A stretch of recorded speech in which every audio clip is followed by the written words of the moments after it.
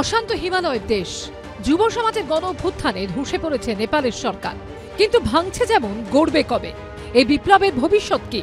কে ধরবে দেশের হাল? কার হাত ধরে নেপালে পরবর্তী নির্বাচন হতে পারে?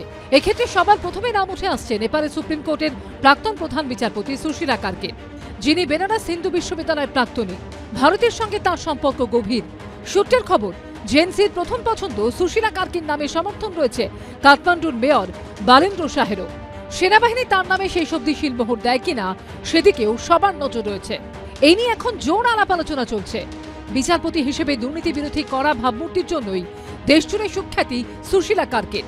এরই মধ্যে নেপালের সম্ভাব্য অন্তর্বর্তী প্রধানমন্ত্রী হিসেবে উঠে আসছে আরেকটি নামও, নেপালের বিদ্যুৎ বোর্ডের প্রাক্তন সিইও কুলমান ঘিসিং।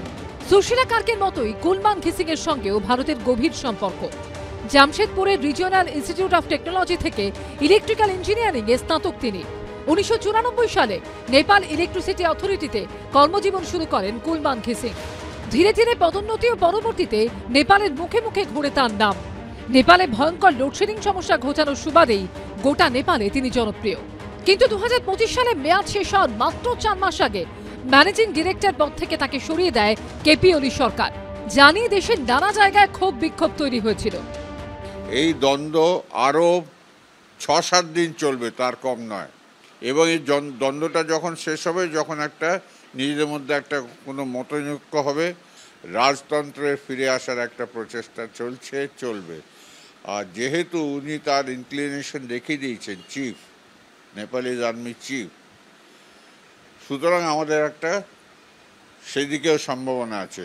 দেখো, নেপালে এখন এই 48 ঘন্টার আপরাইজিংয়ের পরে এখন কনসলিডেশনের সময়। এই সময় দ্য সিচুয়েশন সেখানে খুব ভোলাটাইল, খুব ফ্লুইড, মুহূর্তে মুহূর্তে, ঘন্টায় ঘন্টায়, বেলায় বেলায় সিনারিও চেঞ্জ করছে। এখন ফ্রন্ট রানার এই মিস্টার সুশীলা কার্কি এবং মিস্টার ঘিসিং। এখন প্রশ্ন হলো, শেষ অবধি কি হবে? অন্তর্বর্তী সরকার গঠন হবে নাকি অন্য কোনো বিকল্প রয়েছে? ব্রতদীপ ভট্টাচার্যর রিপোর্ট, এবিপি আনন্দ।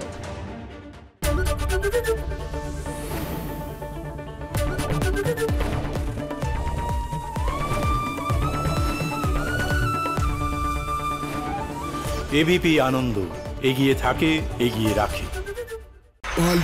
তাই নাকি? রাত্রি বাংলা গুজব চায় না, বাংলা খবর চায়। বাংলা খবর, বাংলার খবর। শুনতে পাচ্ছি না, বল না। আরে 10 টাকাটা ব্যাপার নয়, আজকে 40 টাকা দিচ্ছি, কারণ 40 টাকা। বাংলা গলাবাজি চায় না, বাংলা খবর চায়। বাংলা খবর, বাংলার খবর।